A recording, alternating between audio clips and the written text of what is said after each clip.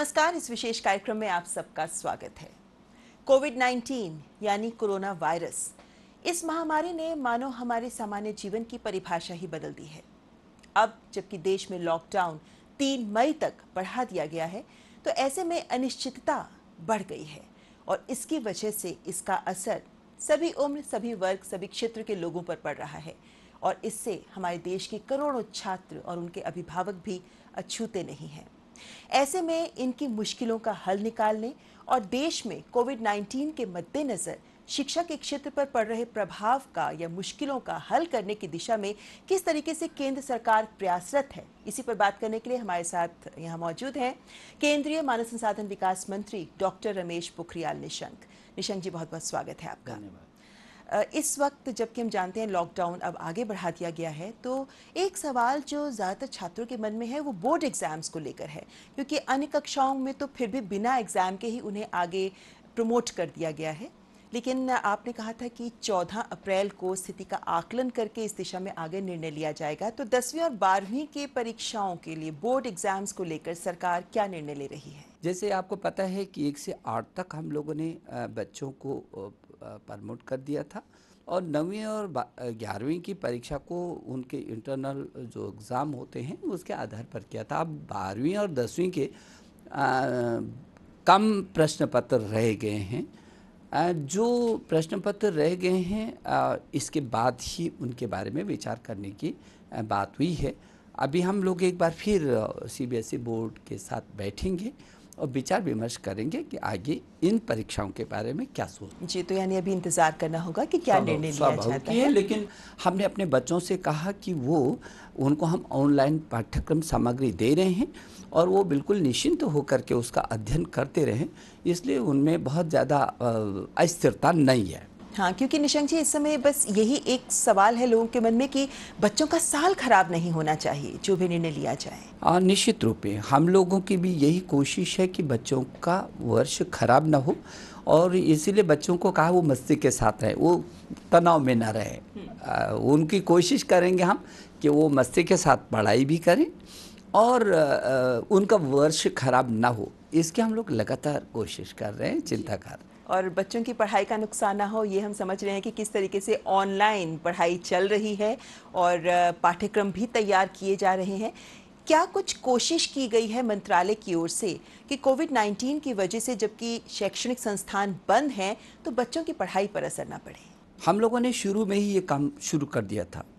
जैसे ही आपको मालूम है कि प्रधानमंत्री जी ने कैबिनेट में जब पूरी दुनिया में इसका प्रवेश ही हुआ था, तभी हमारे प्रधानमंत्री जी ने पहले ही उनको ऐसा महसूस हुआ कि कुछ ऐसा घटने वाला है, इसलिए उन्होंने कैबिनेट की बैठक में भी सब लोगों को कहा कि अपनी अपनी तैयारी करो। तो हम लोगों ने इस दिशा में ऑनलाइन पाठ्यक्रम कुछ हमारे पहले से चल रहे थे, लेकिन उसको और तेज़ी से हम लोगों ने बढ़ाया।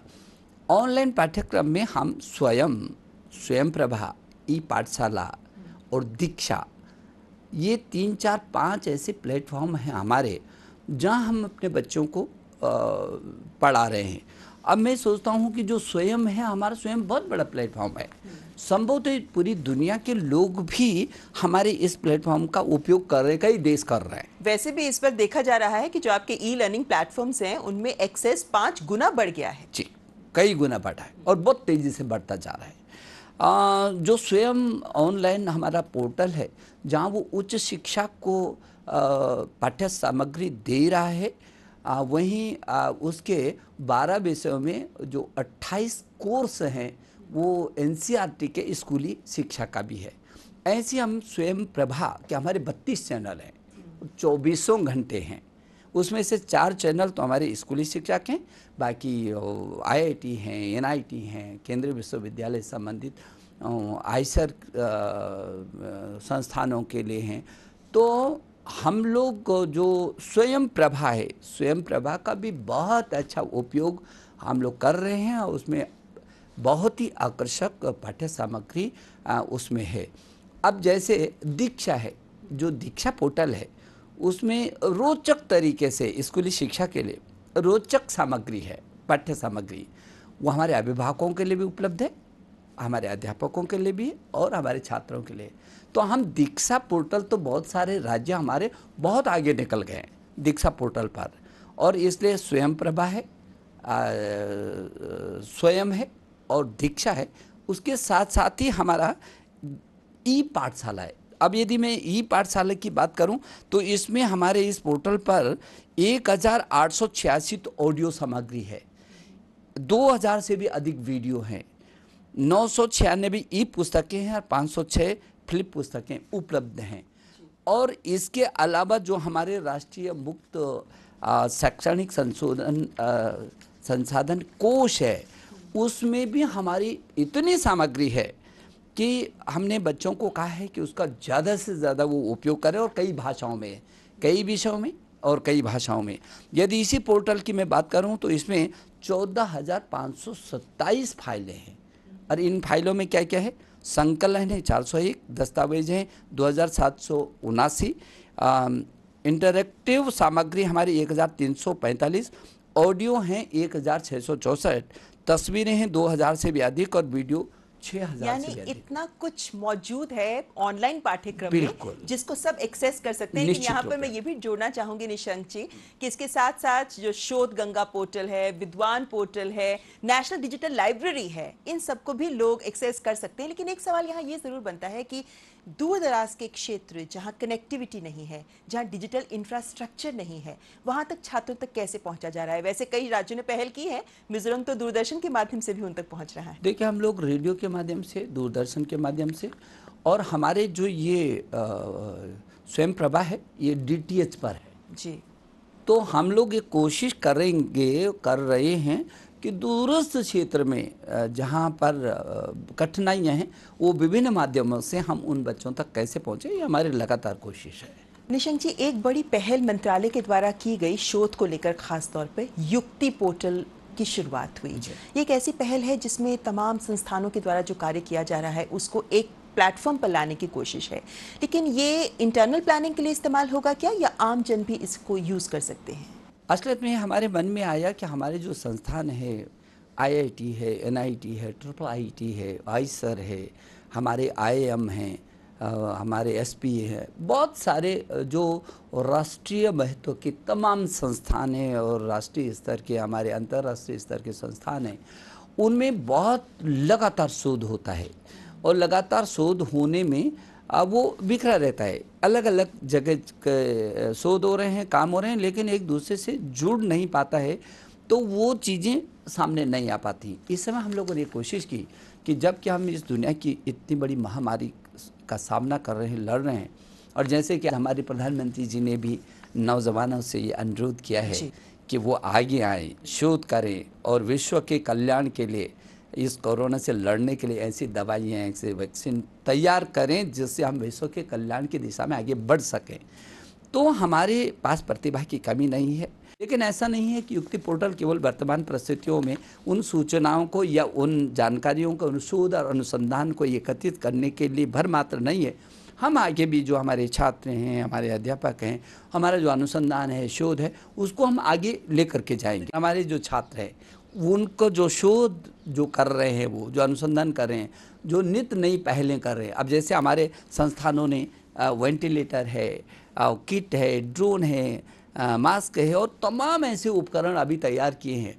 कुछ तो ऐसे तैयार किए हैं जो अभी तक देश के अंदर थे ही नहीं, और उस दिशा में अभिनव प्रयोग किया है, बहुत सस्ती दर पर कर रहे हैं। अब धीरे धीरे वो और अच्छे तरीके से करेंगे, क्योंकि परिस्थितियाँ जब होती हैं और चुनौतियाँ होती हैं, तो चुनौतियों का यदि मुकाबला होता है तो चुनौतियाँ ही अवसरों में तब्दील हो जाती हैं। इसलिए मैंने उद्योगों से ये अनुरोध किया है कि जो ये संस्थान हमारे शोध और अनुसंधान करके तैयारी कर रहे हैं, ये उद्योग के लोग उसको जोड़ करके उस अनुसंधान का उपयोग करें, और उपयोग करके वो समाज के अंदर दें, पूरे राष्ट्र के अंदर दें। लेकिन ऐसा ही एक समाधान चैलेंज कॉन्टेस्ट भी हुआ है। इस चैलेंज के तहत भी सुझाव मांगे गए लोगों से। कितना रिस्पांस मिला है लोगों से आपको? बहुत अच्छा, और मैं समझता हूँ कि देश के अंदर, ये तो भारत है, भारत के अंदर प्रतिभा की कोई कमी नहीं है। और जो हम लोगों ने जब इस अभियान को लिया तो लोगों में बहुत उत्साह है। हमने छात्रों से, अभिभावकों से, अध्यापकों से ये कहा है कि अब बताइए इन परिस्थितियों में आपका क्या सुझाव है और क्या शोध है, क्या सुझाव, क्या इसका समाधान निकाल सकते हैं। तो मुझे खुशी है कि लोग बहुत अच्छे तरीके से उस पर युद्ध स्तर पर लोग अपने अच्छे अच्छे सुझाव दे रहे हैं। उन सुझावों का हम लोग बहुत अच्छा उपयोग करेंगे। जी।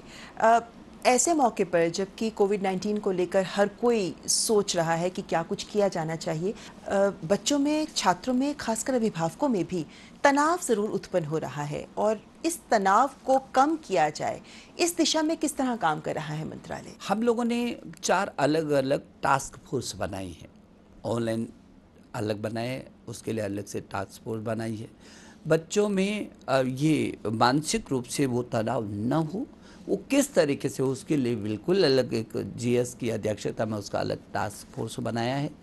और जो नए अनुसंधान हो रहे हैं उनका कैसे उपयोग हो सकता है, उसके लिए एक ईएस के अध्यक्षता में उसका एक अलग टास्क फोर्स बनाया है।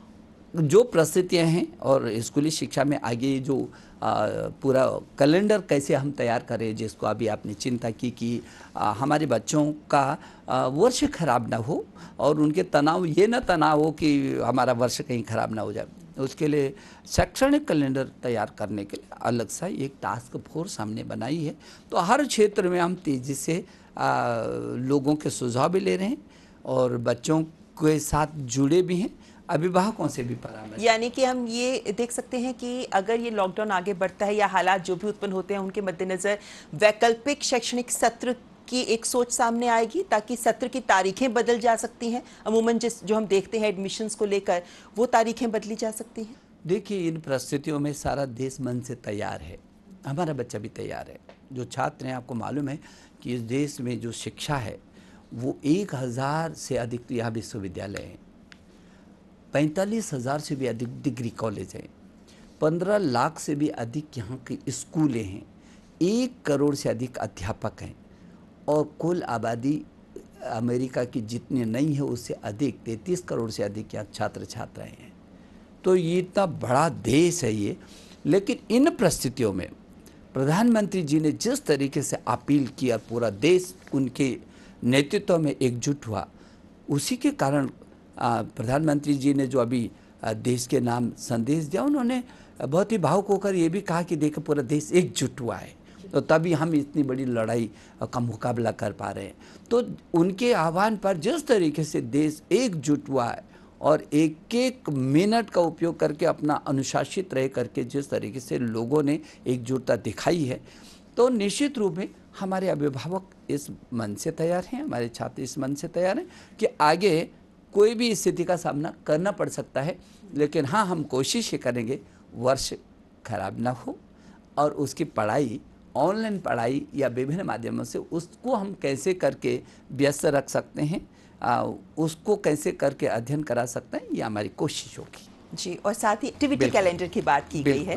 ये जो एक्टिविटी कैलेंडर की बात की गई है, इसमें क्या कुछ खास होगा और ये कैलेंडर किस दिशा में आगे बढ़ रहा है इस पर काम? देखिए, हमारी बहुत गतिविधियां होती हैं। यदि स्कूली शिक्षा में आप देखेंगे हमारे, तो सीबीएसई बोर्ड को देखेंगे या हमारे केंद्रीय विद्यालय हैं, नवोदय विद्यालय हैं, तो इनके विभिन्न कार्यक्रम वर्ष में रहते हैं। वैसे भी अपना देश उत्सवों का देश है। प्रधानमंत्री जी ने कहा यहाँ उत्सव होते हैं, उल्लास होते हैं, अभिनव देश है पूरी दुनिया में ये। तो हमारे 365 दिनों में 366 उत्सव होते हैं यहाँ। ऐसे विद्यालयों में विभिन्न प्रकार के उत्सव, कार्यक्रम, समारोह मनाए जाते हैं। तमाम प्रकार के अभियान हमने लिए हैं और उन अभियानों में बच्चे जो है, चाहे एक भारत श्रेष्ठ भारत हो, उन्नत भारत अभियान हो, वो पेड़ लगाने को हो, जल संरक्षण अभियान हो या शैक्षणिक गतिविधियों का अभियान हो। अभी हम लोगों ने जिस तरीके जो ध्रुव कार्यक्रम किया था वो हो, चाहे हैकाथॉन हो। उच्च शिक्षा में और स्कूली शिक्षा में विभिन्न गतिविधियाँ पूरे वर्ष भर में हमारी चलती रहती हैं। तो उसको भी कैसे करके गतिविधियाँ ऑनलाइन, उसको किस तरीके से उन गतिविधियों में शरीक किया जा सकता है, ये भी हम कोशिश कर रहे हैं। नई शिक्षा नीति का सबको इंतजार है। ऐसे में क्या हम ये मान सकते हैं कि कोविड-19 महामारी का प्रभाव भी इस नई शिक्षा नीति पर पड़ सकता है, यानी इसके मद्देनजर जो कुछ बदलाव हमारी शिक्षा व्यवस्था में होना चाहिए उसको भी इसमें सम्मिलित किया जा सकता है? मैं समझता हूँ जो ये शिक्षा नीति आ रही है, ये शिक्षा नीति में लोगों की उत्सुकता भी है, उल्लास भी है और लोगों को लगता है कि देश के अंदर कुछ ऐसा तो होना चाहिए जो दुनिया में देश अलग भी दिखाई दिए और बढ़ता भी दिखाई दिए। और जिस तरीके से हमारे प्रधानमंत्री जी ने make in India, digital India, skill India, startup और स्टैंड अप के 5 मंत्र दिए हैं, सूत्र दिए हैं, जिससे पूरी दुनिया में देश शीर्ष पर पहुंच सके, तो स्वाभाविक है उसका रास्ता शिक्षा से होकर के गुजरता है। और इसलिए जो नई शिक्षा नीति का मसौदा तैयार हुआ है, वो नई शिक्षा नीति दुनिया का सबसे बड़ा परामर्श का अभी तक का वो है, जिसमें 3-4 वर्षों तक करोड़ों करोड़ों लोगों से, प्रमुख लोगों से, अभिभावकों से, बच्चों से, विशेषज्ञों से, राजनीतिक लोगों से, सरकारों से, विभिन्न स्तर पर, विभिन्न क्षेत्रों में, विभिन्न समय पर जो सुझाव लिए गए हैं, उससे जो ये नई शिक्षा नीति का मसौदा तैयार हुआ है, ये शोधयुक्त होगी, अनुसंधान युक्त होगी, प्रौद्योगिकी से युक्त होगी, ये लोगों को रोज़गार भी देगी और जो मैंने प्रधानमंत्री के 4-5 सूत्र हैं वो उनको भी पूरी तरीके से करेगी, लेकिन ये भारत केंद्रित भी होगी। जी, तो ये भी उम्मीद की जा सकती है कि मौजूदा चुनौतियों के मद्देनज़र ऑनलाइन शिक्षा भी इसका एक अहम पहलू हो सकता है। निश्चित रूप। निशंक जी, आप एक ऐसी शख्सियत हैं जिनके जीवन में, चाहे हम राजनीति की बात करें या साहित्य की बात करें, इनका एक संगम सा नज़र आता है। और हम ये भी जानते हैं कि किस तरीके से आप ही के साहित्य पर 25 से ज़्यादा PhDs हो गई हैं, डीलिट पर शोध का काम हो रहा है। ऐसे माहौल में जब हर कोई इस महामारी की वजह से व्यथा व्यक्त करता है, आपका लेखक मन किस तरह इस एहसास को महसूस कर रहा है? देखिए, लोग जो मन है, किसी का भी मन है, मन की स्थिति क्या होती है वो आदमी को तैयार करता है। वर्तमान परिस्थितियों में जिस तरीके से इच्छा शक्ति के धनी हमारे प्रधानमंत्री जी ने बहुत ताकत के साथ लोगों को खड़ा किया, आप समझ सकते हैं कि उनके एक आह्वान पर रात देश पूरा खड़ा हो जाता है। मन खड़ा होता है ना, आदमी मन बनाता है। तो जो व्यक्ति का मन है वो असली है। इस समय इन परिस्थितियों में हमारा मन ये होना चाहिए कि जिस भी महामारी या जिस भी बड़े संकट का मुकाबला करना है, तो पहले आदमी अपने में योद्धा बन करके खड़ा तो हो। यदि उसका मन ताकत के साथ उसका सामना करने और उसका मुकाबला करने के लिए तैयार होता है, तो आधा लड़ाई तो वैसे ही जीत जाता है।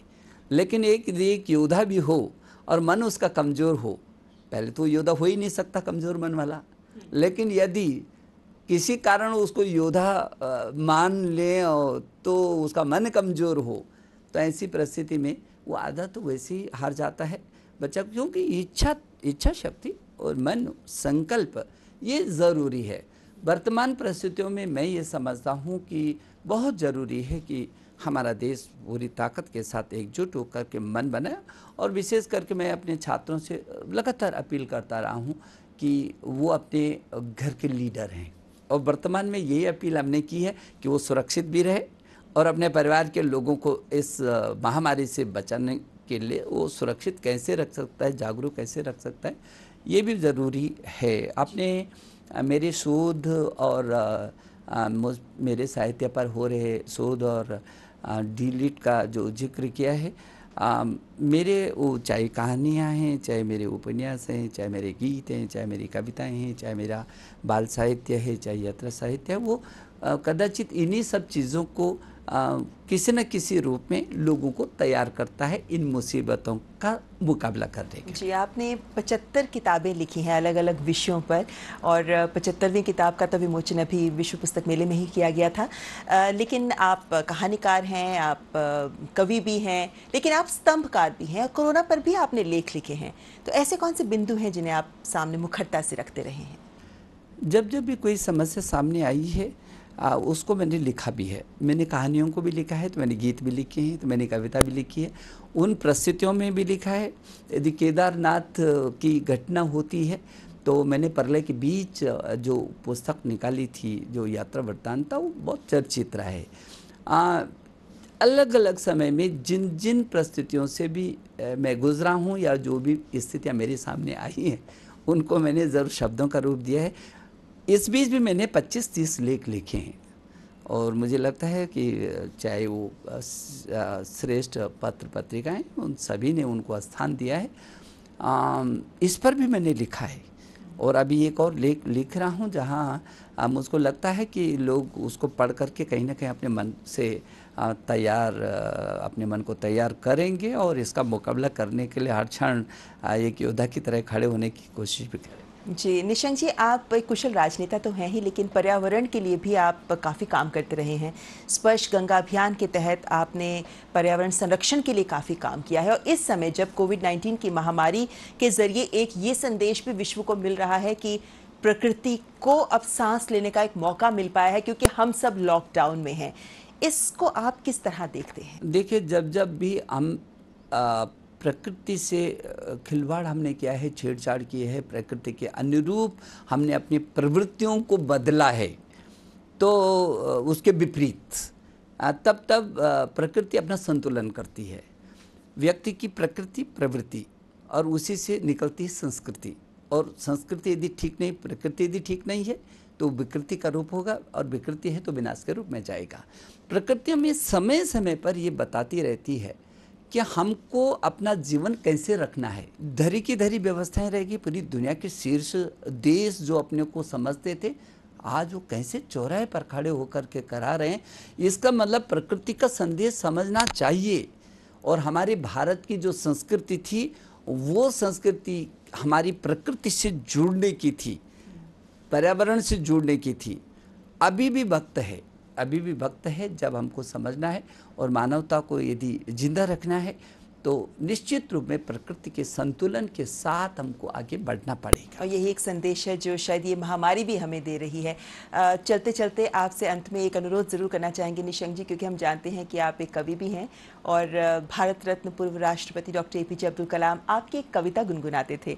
आपसे अनुरोध करेंगे कि वो कविता हमें आप ज़रूर सुनाएं। मुझे लगता है कि भारत रत्न अब्दुल कलाम जी के मन में जो वो कविता मेरे ए वतन तेरे लिए का जब उन्होंने लोकार्पण किया था, तो उसकी जो कुछ एक छोटी सी कविता थी, उसको उन्होंने करके टाइप करके और उसको गुनगुनाते थे। वो आज की परिस्थितियों में कलाम साहब ने तब जरूर सोचा होगा कि आज वो परिस्थितियाँ आएंगी तो देश कैसे खड़ा हो सकता है।